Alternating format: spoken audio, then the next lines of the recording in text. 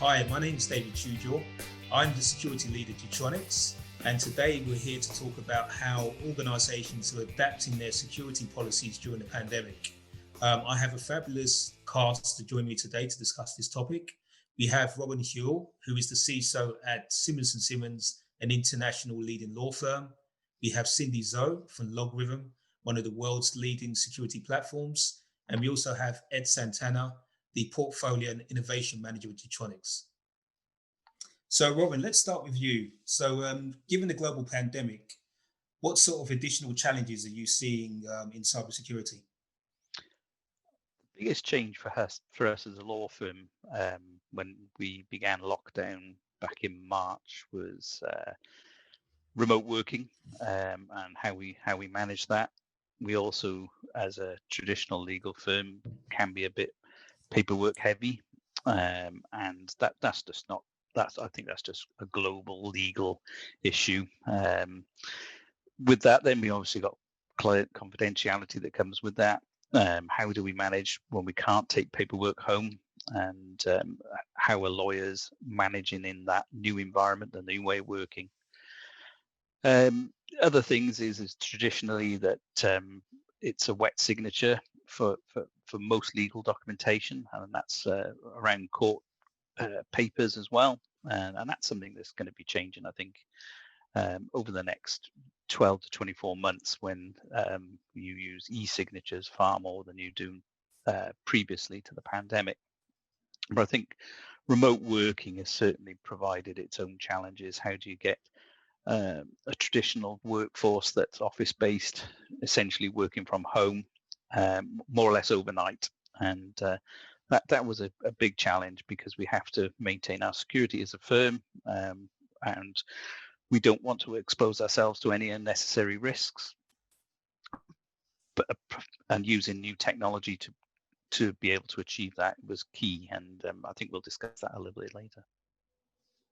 Yeah, that's very interesting, Warren, because I just put myself in the shoes of someone who has never worked from home, because I think many of us have done, flexible working. And in that situation, it's possible that overnight, I now have to find a space, first of all, in my home, right?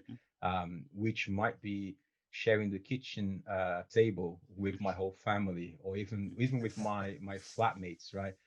Yeah. And that just gives you a number of challenges, I imagine.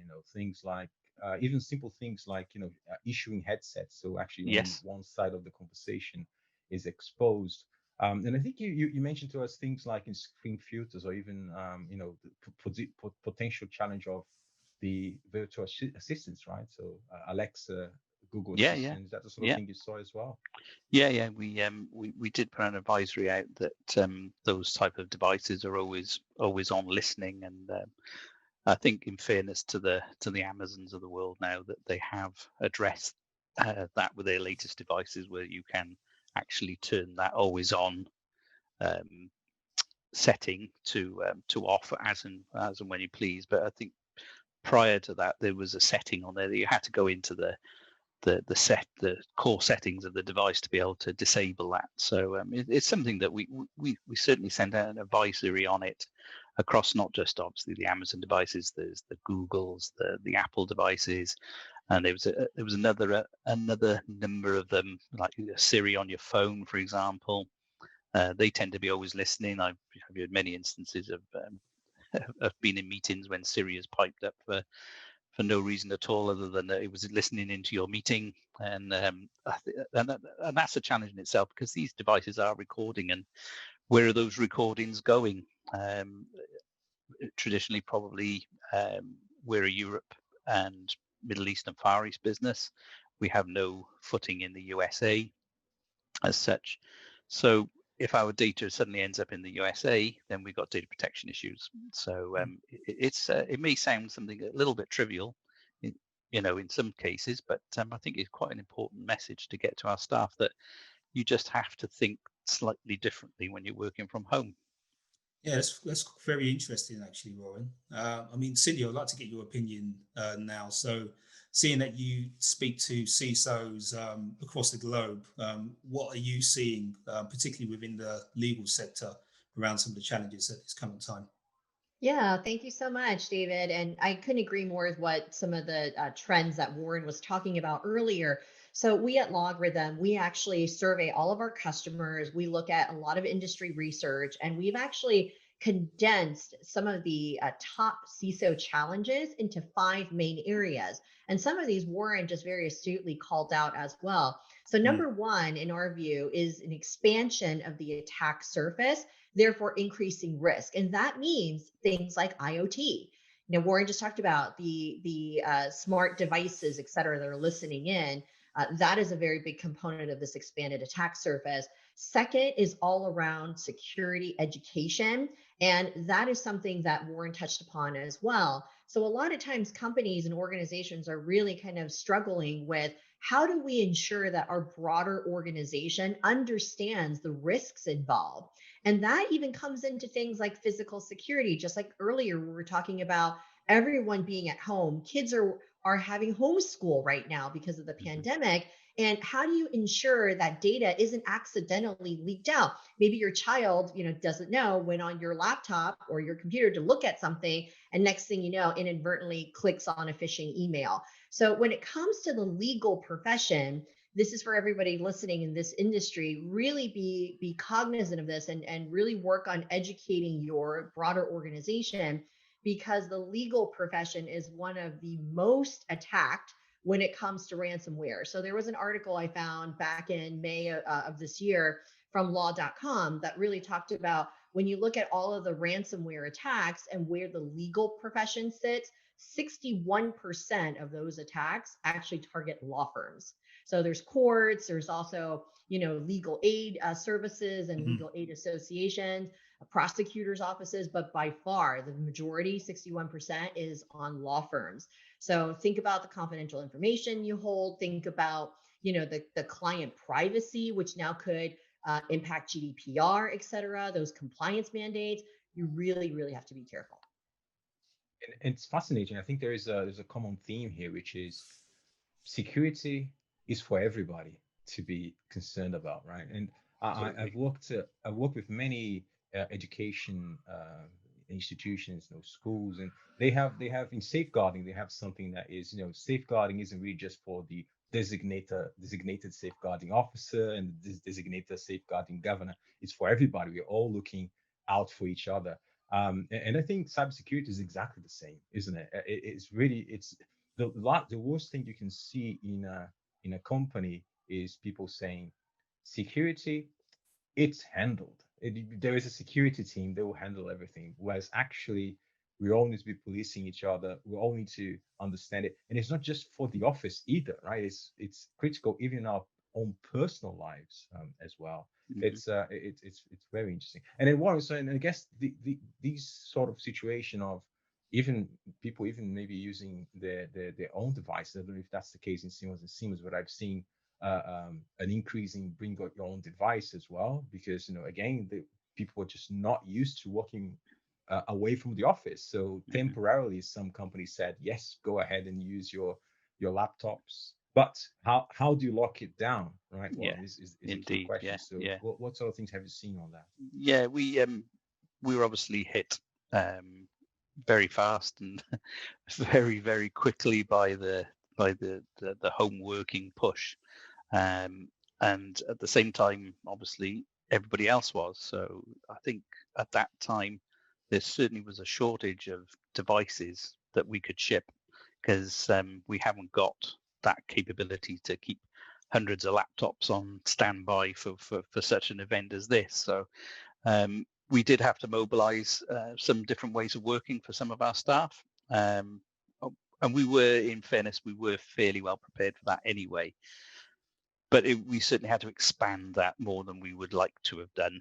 But, to keep the business running, to make sure that we could do it. And we knew our solution was secure, and it certainly stretched us with licensing issues. There's those sort of considerations, and making sure that our staff fully understood that if you're not going to use a company device until we can get one to you, what you can and can't do. And unfortunately, the solution that we pushed out is basically an RDS solution. So they sign in through a portal and it creates a virtual machine. So it works very effectively that you cannot intentionally lose data through it. But you can't always predict, like this, like we just discussed, about other people's eyes on your work at home. That's always a risk, and obviously an unintentional risk. So it's that stuff that we had to consider. But we've now fully mobilized our workforce. But those temporary measures that we already had in place certainly helped us enormously. Mm. And of course, many of these solutions that we discussed are powered by the cloud.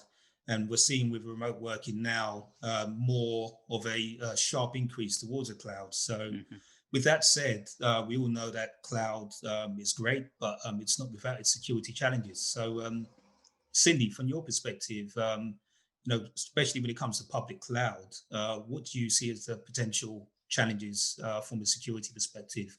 And what should, what advice can you give, given your experience?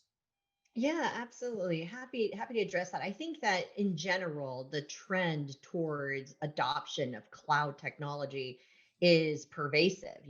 That is the future with many organizations that are considerate of cost, etc.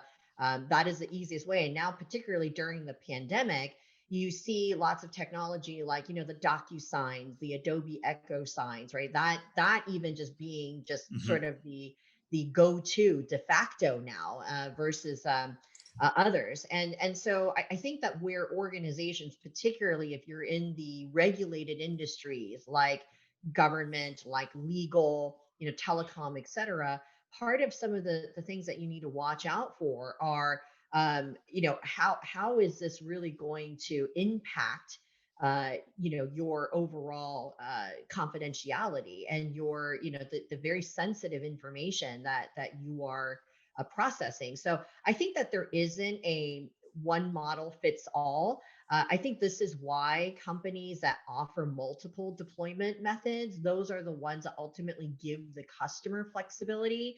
So again, just on the LogRythm side, right? We recommend a couple of things. We have a Netmon product, network monitoring product, where you can really just start monitoring a lot of the cloud technology and the log sources coming in there. So you can look at something like that. The second thing is, we offer multiple deployment methods. So for highly regulated industries, if they want to stay on-prem or have a hybrid cloud, that's totally fine too. So I think that that's really where companies need to do your due diligence. And the other thing I'll bring up too is, interestingly, it's sort of like this reverse trend. So I go back to that same law.com article that I mentioned earlier. So when you think about the size of the organization, right, it's typically the smaller companies, the smaller law firms, et cetera, that actually want to look for more cost savings and probably do more cloud adoption. However, over 50%, so it's like 52% of smaller law firms are actually the most attacked when it comes to ransomware, phishing attacks, et cetera. I think because it's primarily, they have less people, resources to manage it, and so therefore maybe perceived as an easier target versus larger companies and law firms, over 500 plus lawyers, only 20%. So those are things to kind of really think about, is that don't take a look strictly at cost. That's a very important factor. I totally understand that, but it's balance that with your security needs. Yeah, thanks for that, Cindy. And Warren, in terms of the types of applications which are hosted from the cloud, are there, any particular challenges around that? Adoption of clouds, whether that's hybrid or public. Yeah, we're still very much a traditional private cloud, but we would like to explore more into the public cloud as well. We're obviously Office 365 for email, which is public cloud. That's only our real footing in there at the moment.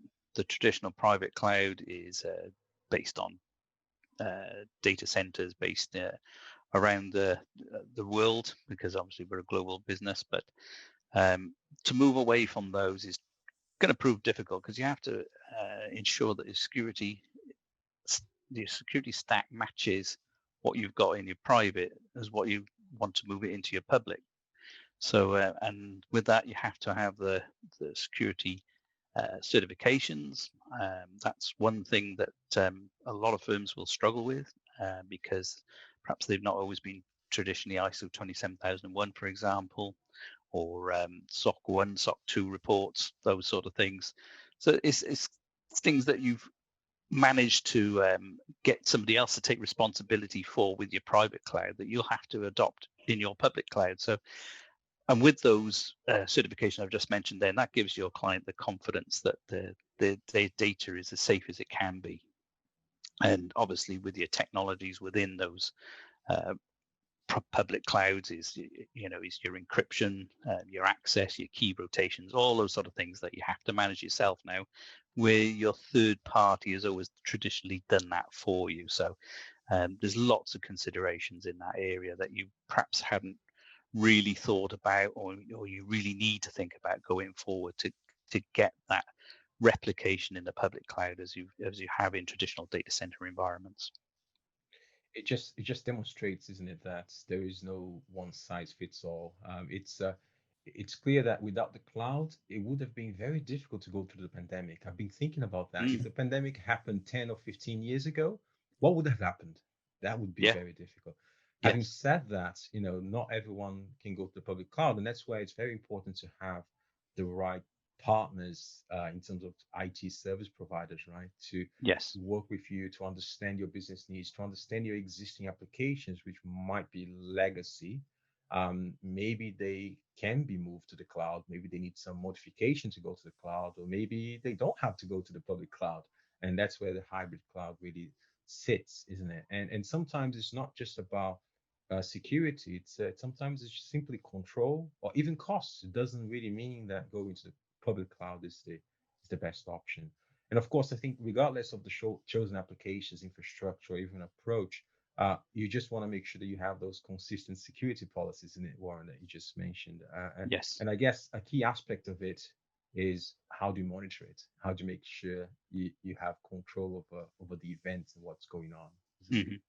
Yeah, I think the biggest improvement I think I've seen in public cloud is where you determine where your data is, and that's key. I think probably even 5 years ago, that was probably more difficult than it is now.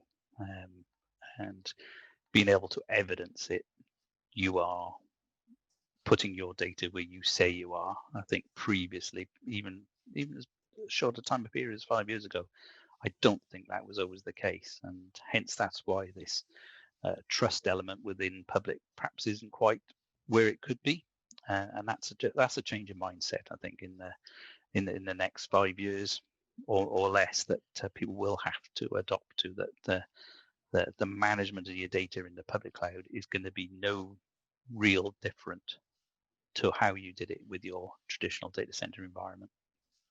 Yes, and on that point, Warren, we've been working together for a number of years. Getronics monitors your environment. Obviously, the 24/7 security, especially during this time, has come really into focus. So, seeing that you have a 24/7 SOC, which is obviously provided by Getronics and powered by LogRythm, what's the criticality of that to your, operations? Yeah.